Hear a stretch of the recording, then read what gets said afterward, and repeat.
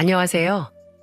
저는 결혼 1년 만에 결혼 생활의 종지부를 찍고 온 30대 후반 여자입니다. 말이 이혼이지 거의 탈출에 가까운 선택이었어요. 결혼하면 당연히 미혼일 때와 생활이 달라진다는 거야 저도 충분히 알고 있습니다. 저도 제가 겪은 일인데 아직도 이런 시댁이 있다는 게 믿기지 않습니다. 여자 팔자, 뒤웅박 팔자라더니 결혼으로 인생 골로 갈 뻔했어요. 그렇다고 제가 결혼으로 팔자 한번 바꿔보겠다고 마음먹은 사람도 아니었답니다. 저는 결혼에 큰 뜻이 없었어요. 제가 초등학교 4학년 때 부모님이 이혼을 하셨거든요. 모성애는 강하다는데 저희 엄마는 꼭 헌신짝 버리듯이 저와 아버지를 버리고 매몰차게 가버리셨어요. 지금도 기억이 나는 게 짐을 싸는 엄마 옷자락을 잡고 울었던 기억이 나요. 나도 엄마 따라갈래. 엄마, 나도 데리고 가. 진영아, 엄마 아빠 이혼하는 거야. 이제 같이 못 살아. 그럼 난 엄마랑 살래. 엄마 따라갈 거야. 왜 그래? 난 정말 이 고씨 집안이 너무 싫어. 그러니까 제발 엄마 좀 편히 살게 그냥 할머니랑 아빠랑 같이 살아. 엄마 찾지 말고. 어린 나이였던 전 엄마랑 살겠다면서 떼를 썼어요. 아무래도 어렸으니까 아버지보다는 엄마를 더 좋아할 때였죠. 하지만 엄마는 절 반강제적으로 할머니와 아빠 곁에 남겨두고 떠나버린 거예요. 그 당시 엄마는 할머니와 같이 살면서 본인 나름대로 시집살이 한다고 느꼈던 부분이 있던 것 같아요. 그렇다고 해서 할머니가 뭐 시집살이 시키는 사람도 아니셨어요.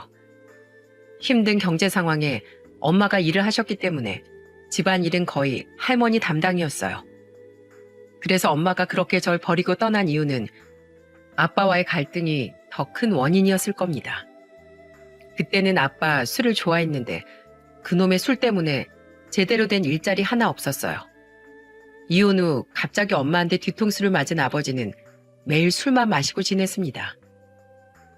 도무지 말이 안 통하던 아버지를 보면서 저는 화가 나서 소리쳤습니다. 아빠, 언제까지 술만 마시려고 그래요? 할머니가 요리하는 기계야? 이렇게 하루 종일 술 마시고 누워만 있으니까 엄마도 떠난 거잖아요. 대체 언제까지 이렇게 살 거냐고요. 아빠도 싫고 엄마도 싫어요. 그냥 나 고아원에 보내주세요. 그때는 부모님이 이혼했다는 게 왜 그렇게 억울했는지 몰라요. 그래서 저도 모르게 아버지한테 원망 섞인 말을 내뱉게 됐어요. 그러자 아버지는 울면서 저한테 사과하며 말하셨어요. 못난 아빠가 미안하다. 그럼 제발 아빠 정신 좀 차리세요. 할머니 아파서 어제 꼼짝도 못하고 누워만 계셨어요. 그런데 아빠가 할머니한테 어떻게 그럴 수가 있어요? 나 이런 아빠가 너무 싫어요. 그렇게 한참을 소리치다가 방으로 들어가 버렸어요. 이혼이 꼭 누구의 탓만 있는 건 아닌데 억울한 마음에 괜히 아버지한테 화를 냈던 겁니다. 그리고 어렸을 땐 학교에서 일기를 쓰는 게 숙제였던 적이 있어요. 그런데 그 일기를 아버지가 우연히 보게 됐던 거예요. 하필 그 일기장엔 아버지에 대한 불신, 안 좋은 감정들이 빼곡히 적혀 있던 겁니다. 그걸 본 아버지는 그제야 새 사람이 되려고 노력하셨어요. 집에 남아있던 술병을 모조리 치운 뒤 학교가 끝나고 집에 온 저를 끌어안고 울면서 말했습니다. 진영아, 아빠 이제 술 끊을게. 우리 딸이 이렇게까지 힘들어하는지 전혀 몰랐어. 네 마음 몰라줘서 미안하다. 아빠로서 부끄러운 짓을 많이 했어. 이제 정말 진영이랑 할머니 위해서 살게. 그러니까 이 아빠 한 번만 믿어줘. 갑자기 저를 안고 울면서 사과하는 아빠를 보고 놀랐었어요. 그런데 방에 와보니 아버지가 제 일기장을 보고 저의 진심을 알게 됐다는 걸 알 수 있었어요. 그 무렵이 정확히 엄마랑 이혼하고 한 6개월 정도 지난 시점이었어요.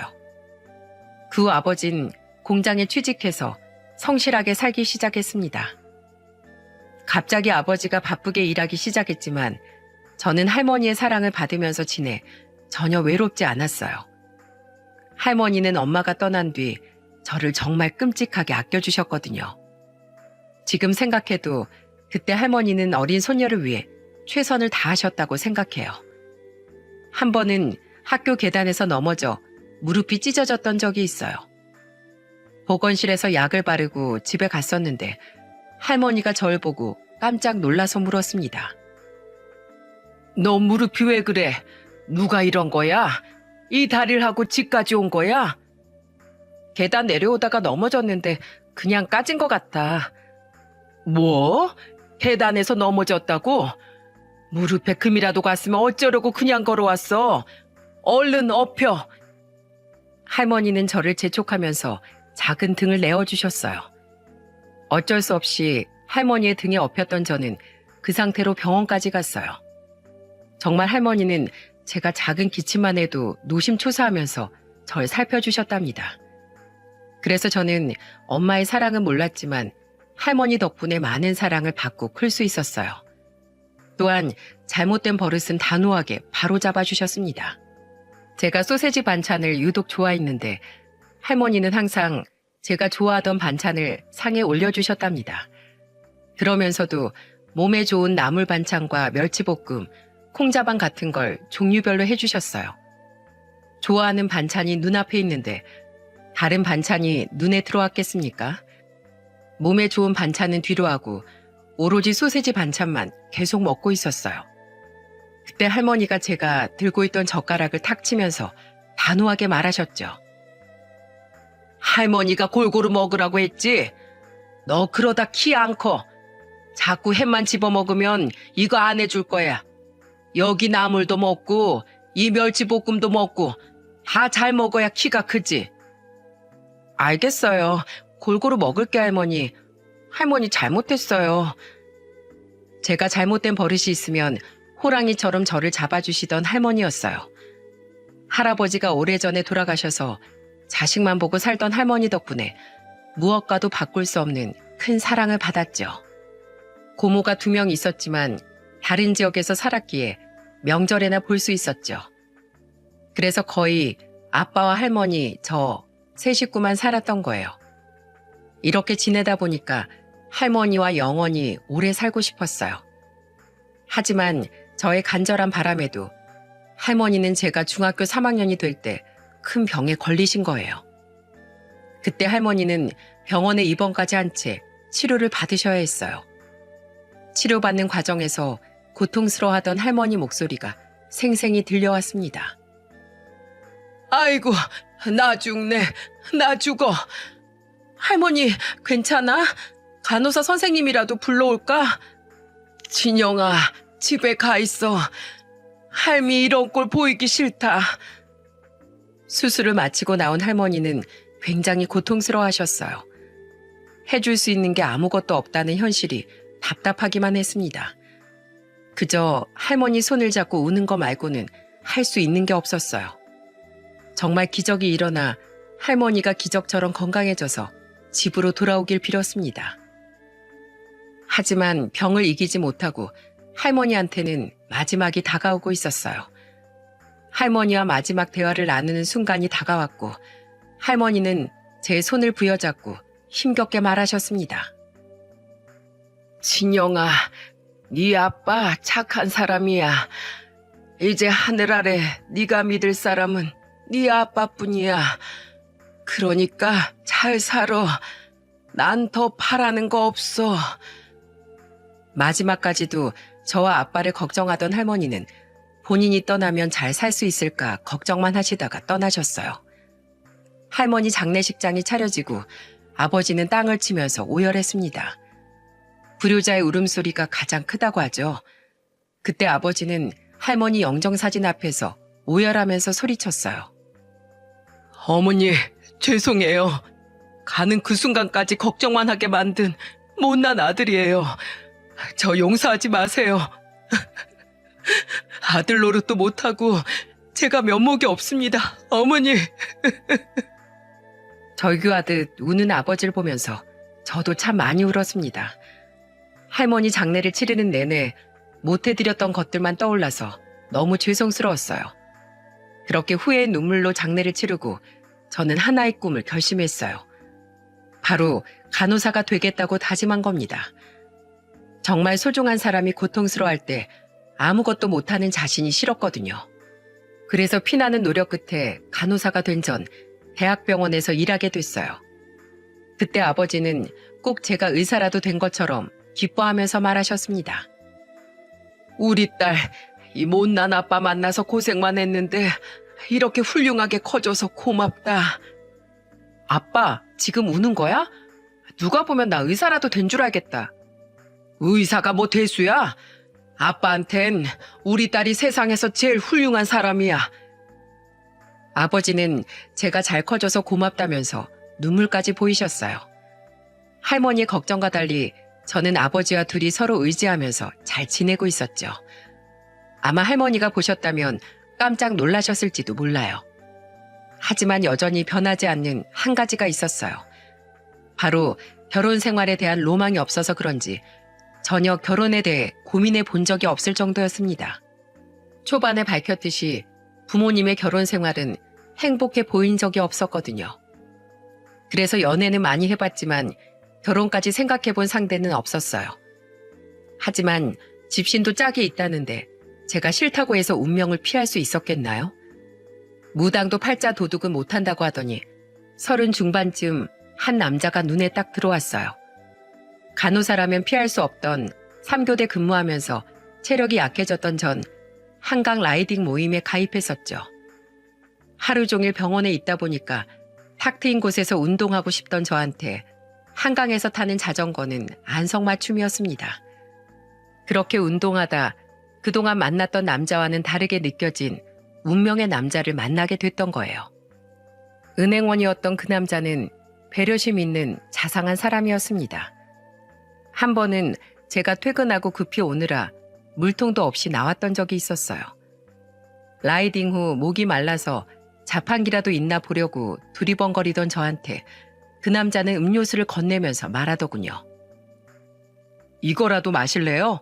스포츠 음료라 좋아하실지 모르겠는데 갈증 해소에는 좋을 거예요. 한 병 있는데 저 주시는 거예요? 전 원래 잘 안 마셔요. 그리고 중간에 한 병 마셔서 괜찮아요. 한 병 남은 음료를 저한테 건넨 그 남자를 보면서 깜짝 놀랐어요. 자기는 아까 마셨다고 했지만 사실 뒤에서 달리던 제가 봤을 때 그 남자는 무언가를 마신 적이 없다는 걸 알고 있었거든요. 이렇게 연이 닿은 저는 그 남자와 연애를 시작하게 됐어요. 그 후 1년 4개월쯤 만났을 때 정말 자연스럽게 결혼 준비까지 하게 됐답니다. 저도 연애가 결혼으로 이어진 경우는 처음이라 정말 운명 같다고 느껴졌어요. 은행원이었던 남자친구는 4살 연상이었죠. 시댁 같은 경우는 경상도에 있어서 서울과는 거리가 있었어요. 그러다 보니까 서울에 계신 저희 아버지께 먼저 인사를 드리고 시댁으로 같이 인사를 가게 됐습니다. 처음 본 시부모님들은 참 좋은 분들이셨어요. 경상도의 한 시골에서 농사도 짓고 소도 70마리 정도 키우면서 지내고 계셨죠. 집도 전원주택이었는데 최근에 지으셨는지 깔끔하고 좋아 보였습니다. 마당을 정리하던 예비 시부가 절 보자마자 반가운 얼굴로 마중을 나오며 인사하셨어요. 이게 누구야? 정렬이 섹시 아니오? 사진으로 본 것 같은데. 네, 안녕하세요. 고 진영이라고 합니다. 얘기 많이 들었습니다. 예비 시부와 반갑게 인사를 한 뒤 같이 집으로 들어갔어요. 남자친구는 장남이었지만 삼형제 중에서도 가장 늦게 결혼하는 거였어요. 그래서 제가 결혼할 당시에 이미 동서가 2명이 있던 상태였습니다. 이쯤에서 장남이랑 결혼 준비하는 절 걱정하는 분들이 있으시겠죠? 저도 친구들 통해서 장남과 결혼했을 때 어떤 불편이 있는지 들었던 적이 있었어요. 그런데 그것도 막상 겪어본 게 아니다 보니까 피부로 와닿지 않았던 겁니다. 그리고 그때 시댁에 갔을 때 정말 대접받는 기분이 들 만큼 시부모가 잘해줬기 때문에 정말 상상도 못했어요. 대부분의 여자들이 비슷하겠지만 시댁에 인사 가면 가만히 있는 게 더 힘들지 않습니까? 예비 시모가 주방에서 일을 하고 있으니까 제가 거실에 가만 앉아 있을 수가 없었어요. 그래서 제가 설거지라도 하려고 주방에 갔더니 예비 시모가 절 말리면서 말하더군요. 아이고, 하지 마요, 하지 마. 아직 뭐 결혼도 안 했는데 벌써 주방에 들어와요. 아직 우리 집 손님이니까 아무것도 하지 말고 가서 앉아 있어요. 아니에요. 제가 뭐라도 도울게요. 그게 더 편해요. 참 됐다니까 왜 그래요. 자, 그럼 자, 우리 소고기 먹을 거니까 접시에 있는 것 좀 옮겨줘요. 예비 시모는 손살을 치면서 그냥 앉아 있으라고 하는 거예요. 그런데 가만히 있는다고 쉬는 게 쉬는 거겠습니까? 그래서 저는 작은 거라도 돕겠다고 팔을 걷고 나섰습니다. 그러자 그냥 음식이나 옮기라면서 말씀하시더군요. 그때 예비 시모는 제 손에 물 한 방울 안 묻게 해주려고 애를 쓰셨어요. 그래서 기분 좋게 고기도 먹고 즐거운 대화를 나누는 시간이 됐습니다. 심지어 밥을 다 먹고 난 후에는 예비 시모가 나서서 산책이라도 하고 오라면서 등까지 떠밀더군요. 그렇게 얼떨결에 밖으로 떠밀려 나온 저는 예비 시부와 같이 있는 남자친구가 있는 곳으로 향했습니다. 소가 있는 축사에서 소똥을 치우고 있었는데 근처에 가니까 악취가 심하긴 하더라고요. 저도 모르게 코를 막긴 했지만 조금이라도 도움이 되고 싶어서 남자친구를 보며 물었죠. 오빠, 내가 좀 뭐 도와줄까? 제가 도울 거 없냐고 질문하자 옆에 있던 예비 시부가 저한테 다급한 목소리로 말리면서 말했습니다. 아이고, 아직 손님인데 하지 말아요. 그 고운 손으로 무슨 소똥이야. 딱 봐도 서울에서 이슬만 먹고 살았을 것 같은데 괜히 손 더럽히지 마요. 예비 시부도 제가 혹시나 삽이라도 들고 일을 할까봐 아예 삽을 멀리 치우면서 하지 말라면서 말리더군요. 그래서 저는 난감한 목소리로 남자친구를 보면서 말했어요. 나만 너무 아무것도 안 하니까 너무 민망해. 괜찮아. 우리 부모님이 너 마음에 들어서 아무것도 하지 말라고 하는 거야. 신경 쓰지 말고 들어가서 앉아 있어. 남자친구는 괜찮다면서 걱정하지 말라고 하더군요. 그래도 내심 불편한 마음에 축사 근처를 배회했는데 예비 시부가 저를 보면서 장난스럽게 말하셨어요. 에이, 아직은 들어오지 마요. 여기 들어오는 순간 똥 밟은 거야, 똥. 그 순간 예비 시부의 아직은이라는 말이 귀에 딱 꽂혔어요. 당시에는 너무 극진하게 대접해주니까 저 말에 큰 의미를 두지 않았답니다. 시대가 바뀌니까 장남을 만나도 아무런 문제가 없구나 생각했어요. 하지만 이건 다 저의 착각이었다는 걸 너무 늦게 알게 된 겁니다. 심지어 착각인지도 모르고 이 정도면 결혼 생활 할만하겠다는 생각까지 들었어요.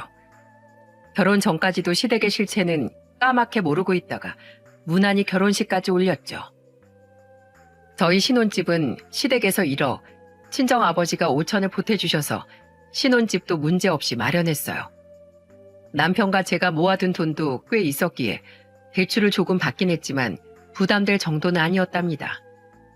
신혼집에 웨딩 사진까지 걸고 행복한 미래를 그렸지만 그때부터 제 인생은 정말 롤러코스터 같은 나날이 펼쳐졌어요. 롤러코스터를 타는 것처럼 즐거웠냐고요? 아니요. 완전히 정반대였습니다. 공포에 더 가까웠던 제 결혼 생활을 지금부터 한번 써보도록 하겠습니다. 저는 몰랐지만 결혼 전쟁의 서막은 신혼여행 후부터 시작되고 있었어요.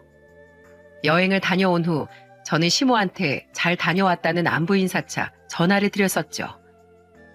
어머님, 저희 잘 도착했어요. 다행이네. 근데 우리 선물은 사왔니? 뭐 사왔어?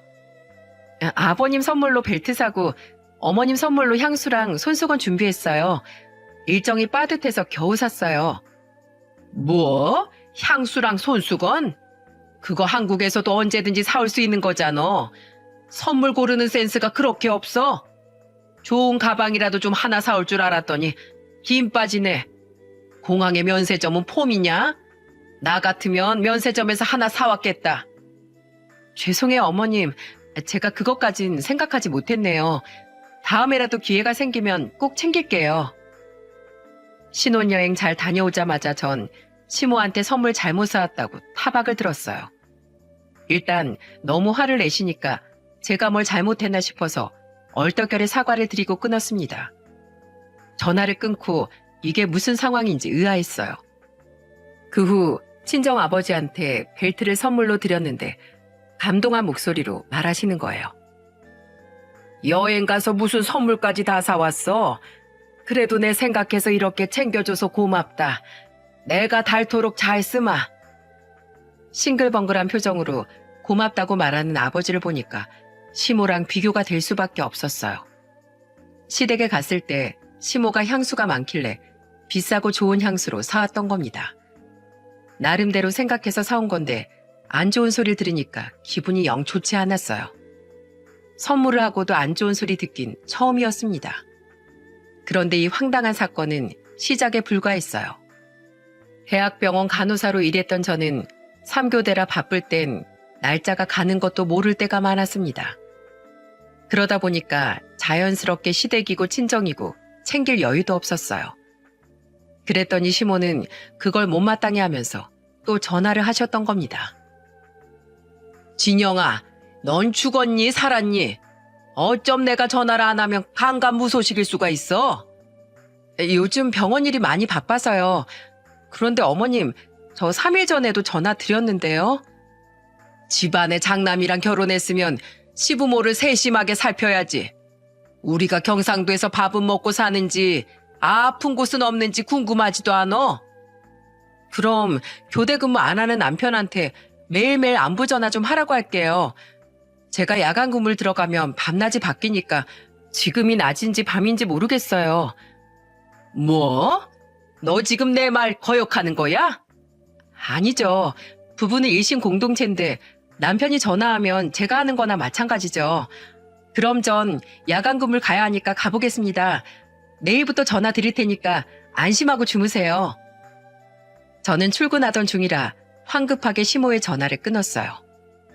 왜 아들도 안 하는 전화를 며느리가 대신 해야 되는 건가요? 여러분들도 며느리가 시댁에 매일 전화를 드려야 한다고 생각하시나요? 그렇다고 제가 아예 모르쇠 하면서 지내는 건 아니었어요. 장마가 오거나 폭염 폭설에는 꼭 안부 전화를 드렸습니다. 그런데 시모는 매일매일 전화를 하라고 하니까 저는 불가능하다고 미리 선을 그은 거예요. 그때는 이것도 다 맞춰가는 과정이겠지 생각했어요. 30년 넘게 따로 살던 사람들이 하루아침에 잘 맞을 수 있겠습니까? 그래서 잘 대화로 맞춰가려고 많은 노력을 기울였습니다. 하지만 전화로도 일방적인 주장을 하는 시모가 오랜만에 만났다고 가만히 있을 리가 있겠나요? 아무래도 거리가 있으니까 자주 시댁에 가지 못하고 시부모 생신 때나 내려갔었어요. 그런데 오랜만에 만나 잘 대화를 나누다가 시모가 뜬금없이 절 쏘아보면서 묻더군요. 첫째, 내가 지금 결혼한 지 6개월쯤 됐나? 근데 너흰 왜 아직도 소식이 없니? 네? 무슨 소식이요? 내가 기다릴 소식이 뭐겠어? 당연히 손주 소식이지. 너희가 28 청춘도 아닌데 한 살이라도 젊을 때 애부터 만들어야지. 너도 30대 후반이고 우리 아들은 40이 넘었는데 너희들 애 안 낳을 거야? 아, 그럴 거면 뭐하러 결혼했어? 시모의 말에 저는 기겁을 했어요. 제가 무슨 애 낳는 기계도 아니고 애 안 낳을 거면 뭐하러 결혼했냐는 말까지 들으니까 당황스러울 수밖에 없었습니다. 게다가 결혼한 지 1년이 지난 것도 아니고 6개월 차에 저런 말을 들어야 합니까? 너무 당혹스러웠지만 시모에게 진지한 목소리로 제 생각을 말씀드렸어요. 저 병원 일도 바쁘고 아직 남편이랑 구체적인 계획을 얘기해 본 적이 없어요. 아이 문제는 저희가 상의해서 결정할게요. 어디서 말대꾸야? 장남이랑 결혼했으면 아이 문제는 시댁이랑 상의를 해야지. 니들이 다른 형제랑 같아? 장남이야 장남. 다 급이 다르다고. 아니요. 아이 문제는 부부 문제라고 생각해요. 특히 아이를 주로 키워야 하는 제 의견이 우선이죠. 앞으로 그렇게 강압적으로 말씀 안 하셨으면 좋겠어요. 뭐야? 저는 시모한테 제 생각을 잘 말씀드렸다고 생각했어요. 그런데 시모는 더 화가 나서 소리를 지르는 게 아니겠어요? 그랬더니 남편이 상황을 정리하면서 말했습니다. 아이, 엄마 생신이라 모였는데 왜 그러세요? 엄마 생각 충분히 알았으니까 저희도 잘 생각해 볼게요. 그래, 내가 다 너희 생각해서 하는 소리야. 우리 아들 엄마 맘 알지? 네네. 엄마 그러니까 어서 음식 좀 드세요. 제가 말할 땐 절 노려보시더니 남편이 한마디 하니까 금세 진정하시는 겁니다. 그 순간 시댁에서 내 편이 한 명도 없는 것 같았어요. 이런 감정을 느낄 수밖에 없던 건 동서들 때문인 것도 있었어요. 저보다 한 살 많았던 둘째 동서는 제가 시집 온 그 순간부터 저를 못마땅해 했습니다. 나이는 저보다 많은데 족보상 저를 형님이라고 불러야 하니까 그게 아니꼽다고 생각한 거예요. 그래서 그날도 아이 문제로 시모 남편과 대화하다 억울함을 느꼈던 저는 주방으로 가서 냉수를 들이켰어요. 그런데 그런 저를 보곤 뒤따라오더니 둘째 동서가 팔짱을 끼고 저한테 비아냥거리면서 말하더군요. 형님, 제가 형님보다 나이 한 살 많은 거 아시죠? 그리고 시댁에서 짬밥만 7년이에요. 네? 그게 왜요? 그냥 알고 있으라고요. 물론 나이도 제가 한 살 많아도 형님이라고 부를게요. 잘 지내봐요. 형님이라고 불러주겠다고 선심 쓰듯이 말하는 둘째 동서한테 어째 좀 쎄한 기운이 느껴졌어요.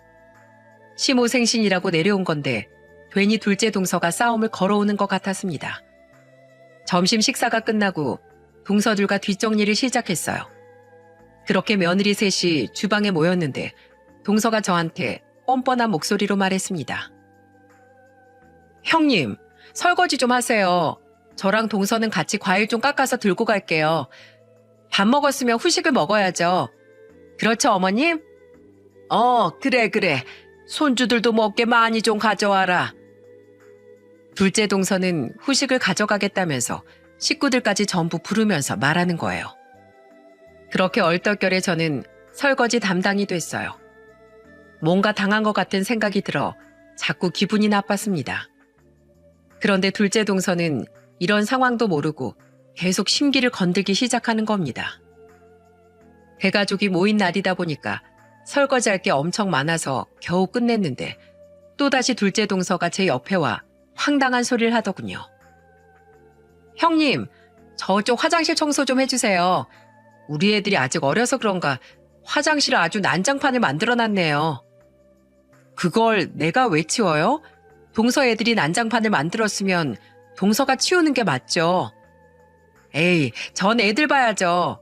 형님 설거지 다 하고 할 것도 없는데 청소하면 되겠네요. 그때 저는 참았던 화가 폭발하는 것 같았어요.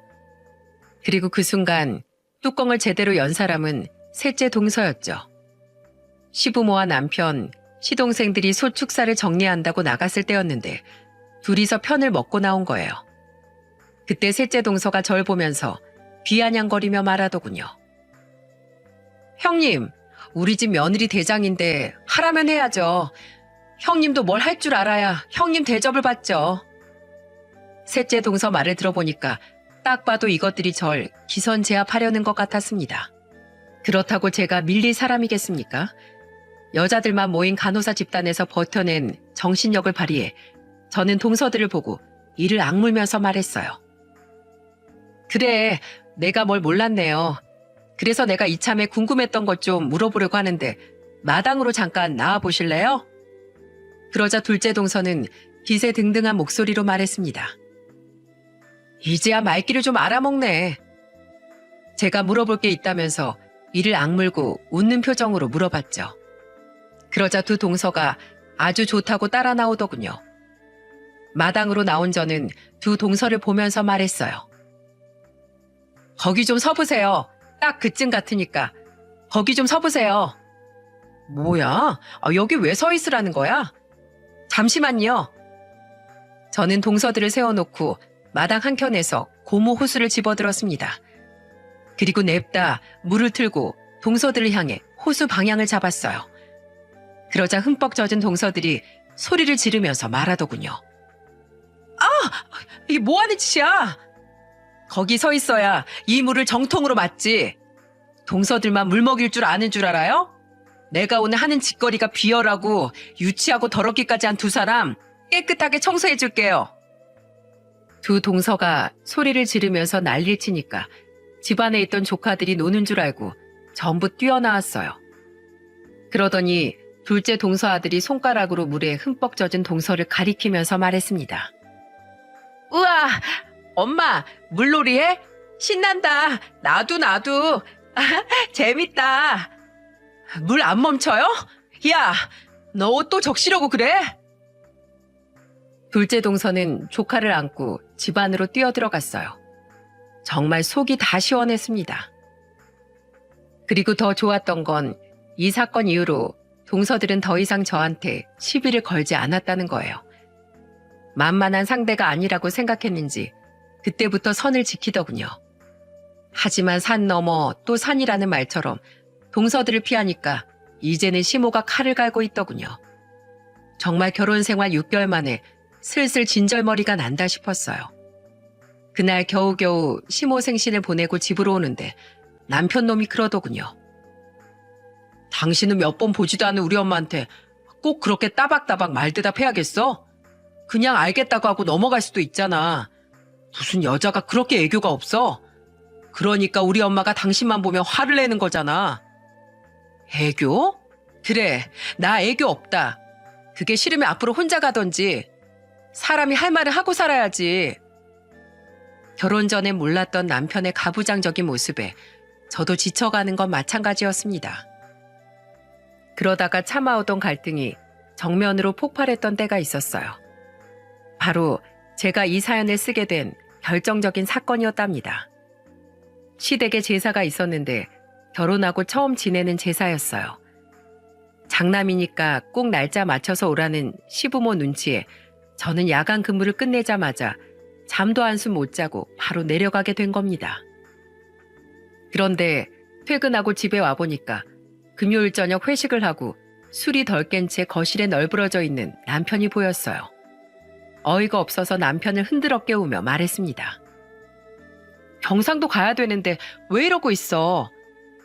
당신이 좀 운전 좀 해줘. 아우, 나 어제 회식을 2시까지 했더니 술이 안 깨는 것 같아. 나 지금 밤새도록 일하다 온 거 안 보여? 그럼 어떡해. 음주운전해서 5시간을 달려가? 진짜 한심하고 답답해서 화가 났습니다. 남편이 아니라 짐이 따로 없더라고요. 그렇게 저는 잠시 눈을 붙이고 제 차를 끌고 남편과 시댁까지 가게 됐던 겁니다. 처음으로 이렇게 살아서 뭐하지 싶은 생각이 들면서 이혼까지 떠올랐어요. 그때 남편은 조수석에 앉아 코까지 골면서 자기도 했습니다. 화도 나고 너무 피곤해서 저는 휴게소에 들렀어요. 차가 멈추는 느낌이 났는지 남편이 벌떡 일어나서 소리치더군요. 뭐야? 빨리 가야 되는데 왜 멈춰? 나 지금 너무 졸려. 잠깐 쉬었다가. 무슨 소리야? 가족들이랑 점심 먹기로 했는데. 장남이 늦으면 어떡하라는 거야? 빨리 세수라도 하고 와. 나한테 그런 말 없었잖아. 아이, 지금 말했잖아. 그냥 가서 세수하고 커피 좀 사와. 이거는 통보하는 거 아닌가요? 그러더니 저한테 커피를 사오라고 시키는 겁니다. 그때는 너무 피곤하기도 하고 싸울 정신도 없었어요. 그래서 정말 바람이라도 쐬려고 잠시 내렸습니다. 진짜 오늘 남편 놈이 어디까지 하나 두고 보자는 심정으로 커피를 사서 차에 탔어요. 얼음까지 씹어 먹으면서 요란스럽게 처마시는 남편이 꼴보기 싫었습니다. 그런데 그때 남편 전화벨이 울렸고 전화 통화를 하기 시작했어요. 그러더니 이제는 운전하는 사람은 안중에도 없이 큰 목소리로 통화를 하는 겁니다. 남편 입을 한 대 치고 싶은 심정이었죠. 그런데 그때 갑자기 옆차가 끼어드는 걸 피하다 핸들을 급하게 틀게 됐습니다. 옆 차선으로 옮겼는데 그 순간 남편은 들고 있던 커피를 다 쏟은 거예요. 너무 화가 나서 옷이 흠뻑 젖은 남편을 보면서 소리쳤습니다. 커피를 놓고 전화를 받던지. 이게 뭐야? 남자가 일로 바쁘면 그럴 수도 있지. 어디 여자가 남자 하는 일에 토를 달어? 여기서 여자 남자가 왜 나와? 연애 때 이런 모습 봤으면 당신이랑 절대 결혼 안 했어. 서울에서 시댁까지 5시간 정도 걸렸는데 정말 수십 번도 넘게 싸우면서 내려왔어요. 졸음운전은 피했지만 대신 화병을 얻은 것 같았습니다. 그때 시댁 근처쯤 왔을 때 시모한테 한 통의 전화가 오더라고요. 필요한 음식들 재료 보냈으니까 근처까지 왔으면 시장 좀 봐서 와. 저는 시모 전화를 받고 문자를 확인해 보니까 정말 시장 볼 목록이 한가득 와 있었어요. 가만 보니까 아예 시장을 안 갔다 온 것 같은 거예요. 그래서 저는 시모한테 의아한 목소리로 물었습니다. 아예 시장을 못 가셨어요? 뭐가 이렇게 많아요?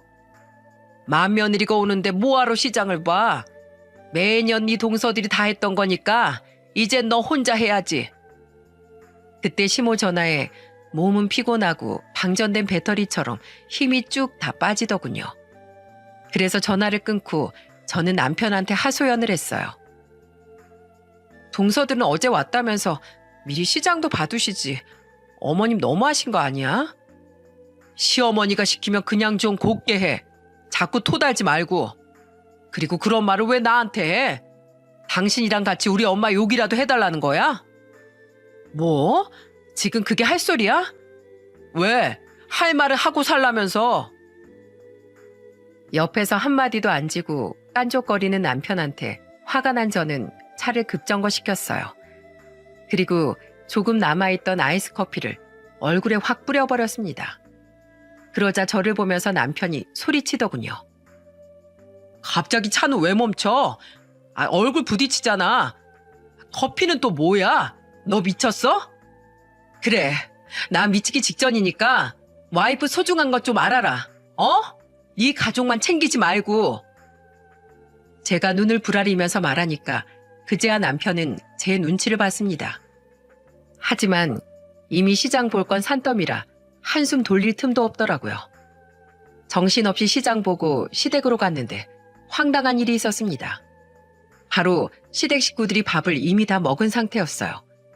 심지어 제가 사온 게 주방 한켠에 쌓여 있는 겁니다. 시모가 태어난 목소리로 말하더군요. 왔어? 고생했다. 제가 사온 거 저기 다 있는 거 아니에요? 다 있지. 부족한 것보다 남는 게 낫잖아. 어머님, 지금 일부러 저한테 그러시는 거죠? 내가 왜 너한테 일부러 그래? 다 필요하니까 시킨 거지. 사오라는 재료는 전부 다 있었고 심지어 점심도 시댁 식구들끼리 다 먹은 뒤였습니다. 어처구니가 없었어요. 일단 전 화낼 틈도 없이 배가 고파 밥부터 먹으려고 두리번거렸죠. 그랬더니 시모가 저한테 앞치마를 주면서 말했어요. 얼른 상 치워야지. 저 밥도 못 먹고 온 거예요. 여기 더럽잖아. 치우고 먹어야지. 방금 도착한 저한테 시모가 상을 치우라는 거예요. 그런데 그걸 본 동서들이 옆에서 키득거리고 있었습니다. 저는 그 앞치마를 받아들고 울며 겨자 먹기로 상을 치웠어요. 배고프고 피곤하니까 얼른 치우고 밥부터 먹고 싶은 심정이었죠. 정말 그때부터 생존 본능에 가까웠어요. 시모가 노골적으로 고기 반찬도 남편 앞으로 놨는데 일부러 제 앞으로 끌어다 놓고 먹어치웠습니다. 어차피 제사 음식도 제가 할 텐데 당연히 제가 먹어야 하는 거 아닙니까? 그래서 시모가 눈치를 주거나 말거나 고기를 집어먹었어요. 그렇게 먹어치우고 나니까 본격적으로 제사 준비에 돌입하게 됐습니다. 시모는 저한테 명령하는 말투로 말했어요. 전부터 만들어. 네? 지금 저 나물 다듬고 있는데요. 동서한테 하라고 하세요. 쟤들은 애들 봐야 될 거 아니야. 애 없는 네가 일당백으로 일해야지. 애가 없으니까 일을 더 하라는 시모의 말에 기가 막혔습니다. 또 동서들은 히득거리고 비웃는 걸 보니까 한 대씩 쥐어받고 싶었어요. 제가 힘만 조금 남아있었어도 당장 다 엎어버렸을 거예요. 그런데 여러분, 수면 부족인 채로 운전까지 해서 오니까 저한텐 싸울 힘조차 없었답니다. 시모랑 언성 높이고 싶지 않아 그냥 전을 만들었죠. 그렇게 음식을 겨우 다 만들고 나니까 시모가 쏘아붙이면서 말하는 겁니다. 넌 행동이 왜 그렇게 굼뜨니? 옛날이면 소박 맞았어. 내가 착하니까 그냥 넘어가는 줄 알아. 제가 시댁에 온 건지 타임머신을 타고 조선시대로 온 건지 구분이 안 가더라고요. 우여곡절 끝에 제사를 지내고 저는 드디어 단잠을 잘 수 있었습니다. 누가 업어가도 모를 만큼 자고 있는데 누가 저를 톡톡 치면서 깨우는 거예요.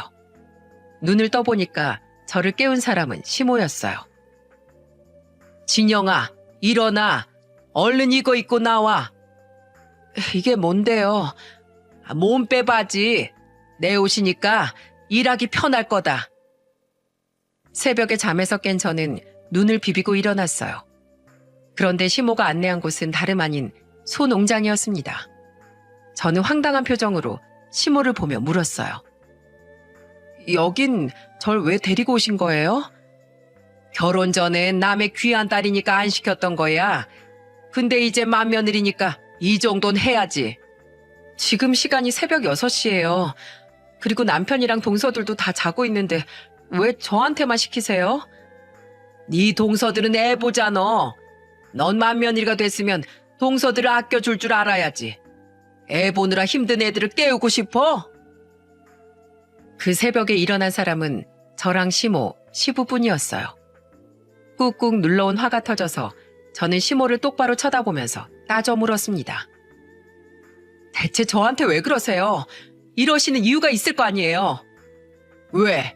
불만이야? 신고식 해야지. 맏며느리가 쉬운 줄 알았어? 맏며느리 자격, 예절, 도리가 된 사람인지 지금 확인하고 있는 거잖아. 참 진짜 기가 차네요. 요즘 도덕책에서는 소똥 치우는 걸 며느리한테 알려주라고 나와요? 와, 진짜 못해 먹겠네. 저는 벼랑간 삽을 땅에 집어 던져버렸어요. 그러자 시모가 황당한 표정으로 저를 보면서 말했습니다. 이게 지금 뭐 하는 짓이야? 어디서 삽을 던져? 소똥 그쪽이나 많이 치우고 사세요. 난 더러워서 이 집 며느리 안 할랍니다. 맏며느리 반납할 거니까 새로운 며느리 알아보세요. 뭐? 너 지금 말 다 했어? 정신 차려. 너 30대 후반이야. 내일 모레면 40인데 누가 널 데려가? 이혼한다고 뭐 대단한 남자가 너 모셔간다니? 이혼이요? 아직 모르나 봐요. 혼인신고도 안 했는데 무슨 이혼이요? 돌아서면 그냥 남이거든요? 아줌마나 소똥 열심히 치우시고 평생 아들이나 치마폭에 감싸고 사세요. 소 잃고 외양간이나 고치시고요. 계속 이렇게 살면 못난 아들 평생 노총각 신세일 테니까요. 뭐야? 너 지금 말 다 했어? 저는 억눌렀던 화를 전부 시모한테 쏟아냈어요. 그리고 뒤돌아서 나오는데 시모가 뒤에서 이년저년하면서 욕을 하고 있는 겁니다. 그래서 저는 가는 거를 멈추고 한마디 해줬네요. 당신 때문에 우리나라 시어머니들이 다 욕을 먹는 거예요. 저것이? 여보, 전연 잡아와. 시모는 끝까지 발악하면서 뒷목을 잡으면서 노발대발 하더군요. 시부는 그 옆에 멀뚱하게 서 있었고요. 제가 맞는 말만 했기 때문에 가만히 있는 것 같았습니다. 그렇게 저는 다 자고 있을 시간에 혼자 짐을 싸서 서울로 출발해버렸어요. 이미 차는 떠났는데 중간쯤 갔을 때 남편 놈한테 전화가 오더군요. 여보, 어디야? 누가 네 여보야? 아직 상황 파악 안 됐니? 아니, 소똥 좀 치우라고 했다고 먼저 가는 게 어딨어. 진짜 나한테 이혼 당하고 싶어? 넌 어쩜 그렇게 엄마라는 사람하고 똑같니? 혼인신고도 안 했는데 무슨 이혼? 그리고 내가 너 버리고 나온 거야. 그런 집구석이랑 엮이기 싫어서 손절하고 온 거야. 내가 경고했지. 남한테 잘할 생각하지 말고 옆에 있는 가장 소중한 사람한테 잘하라고. 넌 사랑받을 자격도 없어. 평생 노총각으로 사세요. 그렇게 멍청한 남편놈한테 최후 통보를 하고 끊어버렸습니다.